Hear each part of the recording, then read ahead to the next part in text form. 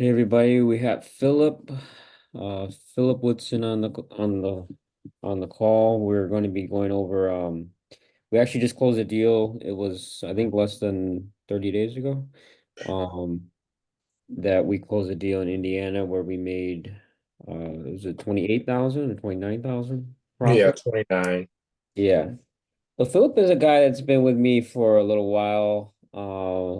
We've closed about 8 deals together, so he's averaging about a deal a year, so which is good. I mean, that's good vacation money, right? Like 14,000 Right. for a year could be a good a couple vacations, right? Or brand new. Exactly. Yeah. So that's awesome, man. So what we're gonna do today is just interview you on the deal that we closed, break it down, how you first found the lead, how you negotiated, how you talked to the seller, how you got the contract signed, and talk about all the obstacles as well. So first let's Okay. go. So how did you find this deal? So we did a deal in Maryville, Indiana. Uh, Yes. so how did you first and foremost, how did you find the lead? Um, I found the lead. I purchased a list from a gentleman who had inherited data back in early July. And from there, I went out and marketed the list. I purchased like 200 leads. It was a really expensive project, but I purchased 200 leads, inherited. He did a good sales jobs on me. And I purchased a lead, got 200 leads, and I instantly put them on REI Reply and start blasting it out. Okay, do you know the name of that company that you purchased the leads from? Yeah, that's inherited data. Inheriteddata.com? Yeah. Gotcha. So inheriteddata.com. Awesome. So you can actually get those leads as well, probate leads are as well in the prop wire. So Okay. yeah, so you go to propwire.com, you go to probate and search your county, you should find those as well. Perfect. That's awesome. Inheriteddata.com. So maybe, someone that's struggling may want to check that out too. I've never used them personally, so Yeah, it was quite expensive. This guy's like 350 for 200 leads, oh but wow. he was saying, I got to get you all the relatives, all their phone numbers. The data isn't published. Whatever his feed is, he's getting an early hit on it. And I Yeah, went ahead and gave it a try. I think it was like 350 actually. And I rolled the dice and it did work out. awesome, man. So you got the list, you got the phone numbers. Yes. What'd you do next? Yeah. Then I'm on REI Reply. I instantly Hmm. loaded those. So for the 200 leads, you actually got about 800 with all the relatives and family members and Yeah, all that. So then exactly. I put them all into REI Reply and started an SMS campaign and Mhm. started to get some, how it goes with REI Reply. Don't call Yeah. me, not interested. And finally, I got a guy to come through, John Dula, which was the son of the mom who had passed. Said, yes, we are interested. He raised his hand, and then we pushed forward from there. Awesome. And out of all those leads, how many wanted an offer? How many raised their hand and said they want an offer from you? Only about three, and I Three. sent out about three offers immediately to the individuals that raised their hand. Awesome, man. And so that 350 that you paid, you think it was worth it or? No doubt about it. No Yeah. doubt about it. But after, of course, after doing that, I just tried something different with the inherited data, but really the prop wire gives you what you need also. Yeah. Awesome, man. So REI reply, so you basically you did a text message campaign or Yes. how do you do it? Okay. Yeah. Text message campaign. That's pretty much all you can do with the new regulations now and everything. Yeah, And exactly. they made it a lot more challenging. And so text message campaign and me and John, after he raised his hand, I asked him if it was okay if I called him personally. And then we talked on the line. He was a traveling salesman, so he came through on August 16th, and I started working that list about August 2nd, and we started communicating around August 16th, and wanted to learn more about his needs, what was going on with the family. He Hmm. shared that his mom had passed. He has three brothers and sisters, and he will be handling the house. And we talked, and he allowed me to go by the property and check it out. And I got some good pictures, and that's when I called you Hmm. around about the 27th, the 28th of August, and you helped me frame up some good offer prices over to John. Awesome, man. So you when you made your when you're presenting your offers, are you presenting it over the phone? Are you just sending a text, sending an email? How did you present your Sure. offer? What I like to do, Russell, is I'll send the offer via email just Hmm. to get it in the seller's hands. And then I try to set up a call with the seller just to discuss it, see if they have any questions. Gotcha. You're just making the one offer, like just cash offer. Yes, Awesome. Gotcha. yes. That's good. That's good. I usually recommend like don't send the offer yet until you talk to him first and Okay, do the offer over the phone. But okay. but the email worked for you, so Yes, it did. but yeah. Yes, it did. They were highly motivated. Again, this is one of the best sellers I've ever worked with. They were highly motivated. Yeah, He just wanted to get the deal done, and the family, they all were united on what they wanted to do. So, you know, there's some good deals out there that are kind of hard to get to sometimes, but there are people that we can always help. exactly. Now, now when you initially talked to the owner, what was his initial asking price versus your initial offer? Like, what was the difference? Yeah, so good question, Russ. So I think initially how I approach the seller is tell me what's going on with your property, what's going on with your situation, and I just listen to what the needs are of what they're going through. And he was just clear. I just need to get rid of the house. We want to just be done with it. Mom's passed, and we just want to split the money among the four of us. So I actually did not discuss any numbers with him on the telephone call. I said, okay, let me get back with you. Let me look at the market and see the most that I can get you. And then that's when I immediately called you because I actually wanted to go with actually when I sent you the information, Russell, you said, oh, that's a nice area. It's comping out at an ARV of 225. And then I said, hey, I'm thinking about 130, 140. And then you pushed back a little bit, said, no, we need to go a little bit lower than that. And Yeah. he said, let's go down to 100 and see what they say. And lo and behold, they took the 100 right out of the gate. Wow, wow, that's awesome, man. So what one thing I recommend is trying to get their number first. Okay. Yeah, because what if he took 90 or Yeah. 80? So Yes. it's a good idea to get their number first before you submit an offer, right? So Okay. and if absolutely they're not going to give you a number, then Yes. let's say your max offer is 100, maybe start at 80 or start low, just to Okay. fill out where he's coming from. Because maybe he could have took 80. You don't know.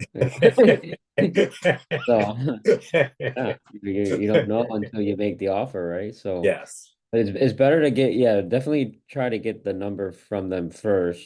Okay. That way, you know, that way you kind of know where they're at, right? Okay. So That's good advice. sometimes, yeah, it's going to be like this where you just make the offer and they're like, yeah, let's go, So, Mhm. and then a lot of times, well, most of the time it's going to be, you're a bit off and you need to get them back. Yes. Yeah. Yes. Yes. That's good advice, Russell. Yeah. So that's good. So did you meet the owner face to face or is it just all over the phone or? Yeah, I met him. He let me, we set a appointment up. He met me over at the property when he was in town and we walked through and I tried to build rapport with him and make him feel comfortable with me. I wasn't doing any hard selling. That's again, my objective was to make him feel comfortable with me. And we Yeah. sat and talked for about a half hour, 45 minutes. I wasn't rushed or anything, and it worked out really well. So after I left the meeting, um, he was immediately picking up my phone calls and keeping me in tune to what the family was thinking. So it was a good first meeting, and I really think that laid the foundation for us to work together. Yeah. Awesome. So we did do an assignment, so the owner knows what we made, right? So Yes. how did you position yourself with the homeowner as far as, who like what is your involvement in the deal, right? Like how did you Yeah. I'm upfront with the sellers all the time saying, hey, I'm a real estate investor. And once we agree on a price, I will be selling this property to another person and I will make some money on it. Are you okay with that? And he said, you basically like what a lot of other like sellers that? say, long as I get my money and what we agreed upon, I'm fine. I like that, yeah. You kind of Yeah. word it different than me. So say that again, just for people listening. Yes, I let them know I'm a real estate investor, and my first objective is to get you have us agree on a price, and then once we agree upon a price, I will be selling this property to to an end buyer, to someone that's going to bring the cash. Are you okay with that? And he said, That's I'm it. fine. That's it. Awesome, man. So you didn't have to lie to him, right? No, not at all. Not at all. And that's what I like working with you, Russell. I mean, we've been together a long time, and ethics Yeah, is everything in this business. exactly. Exactly. Yeah, that's awesome, man. Like I had a lot of deals where um the other wholesaler was brought me a deal and they just heard about me from some other person. I told them I'd bring a buyer. And I bring Mm-hmm. a buyer, we're about to close. We have like a $30,000 assignment fee, and all of a sudden the se- Yes. the seller is like, how are you guys getting 30,000? So and we end up having to like double close, so we lose Yes. we lose $6,000-7,000. Yes. So that's good. Yeah, you definitely want to position to the seller up front, honestly, so that when you do go to closing, there would be no issues, right? Yes. And you don't have to turn around and do a double closing where you're going to lose a ton of money as well. Yeah. Russell, I think we've both been doing this a little while. You'll kind of know in your gut when you're going to have to do a double close with somebody. Yeah, Yeah, you exactly. kind of get a feeling, okay, I'm going to have to go to plan B on this one. Yeah, But then sometimes it's given the motivation of the seller, and as long as you're meeting their needs, you're going to be okay with the assignment. exactly, exactly. So you sent the email with the offer, you called him over the phone, he agreed. So what'd you do next? You sent like a DocuSign, or how did he sign everything? Yeah, we signed everything via DocuSign. You actually sent me over a DocuSign document and we Okay. pushed it right over and we got the authorization from the seller to move forward. Actually, the seller signed the document on August 30th. Okay. And I got it back to you, and you started going to work on your list on September 2nd. Yeah. You asked me for some pictures along with the contract, and we went back and forth on the condition of the property. So you were clear on everything about the house. Awesome. Oh, I had to get a lockbox on the house too. The seller Oh, was okay with me getting a lockbox on the property, and he understood that the buyers would be coming through looking at it. yeah. If the property is vacant, the best thing to do is get a lockbox on. Okay. Yeah. So definitely that's the easiest way to sell a property is put a Mm-hmm. lockbox on. Because scheduling showings with the owner and the buyers and people have conflicting schedules, so it's a lot harder to sell, right? Yes. Yeah. Yes. So it's awesome, man. So for those that are out there that are struggling to close their first deal, what kind of advice would you give them as far as someone looking to give up and say, "Oh, this doesn't work?" Well, fortunately, Russ, you want to work with somebody, have a partner that's credible in the market, like working with Russell. I mean, you've been in the game a very long time and your buyer's list is just enormous. So, really, in my business, I look at you as a partner all the way, and my job is just to get very good leads and get good contracts. And I'm confident that and when it's priced right in the right area, that we can move it very, very fast. Yeah, As in the case with this deal right here, I sent you the contract on September 1st. We market, you put it out, I think, on a Saturday morning at 9 or 10 o'clock, and the first buyer bought it 2 hours later. I mean, that has right. never happened in my career before. That Yeah, was yeah, amazing. yeah. That was a pretty quick one. Yeah. Yeah, no negotiations or anything with the buyer. He took our price and everything. Yeah.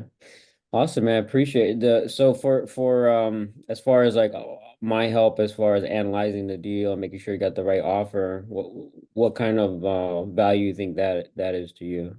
Oh, it's enormous. I mean, I've been working with you for a while. I really try to show you that I'm knowledgeable in pulling the comps and getting the numbers. I usually send you my numbers and what I think, and then we'll talk about it a little bit, and you'll kind of suggest what number we should put it out there. So it's a partnership all the way. Yeah. Awesome, man.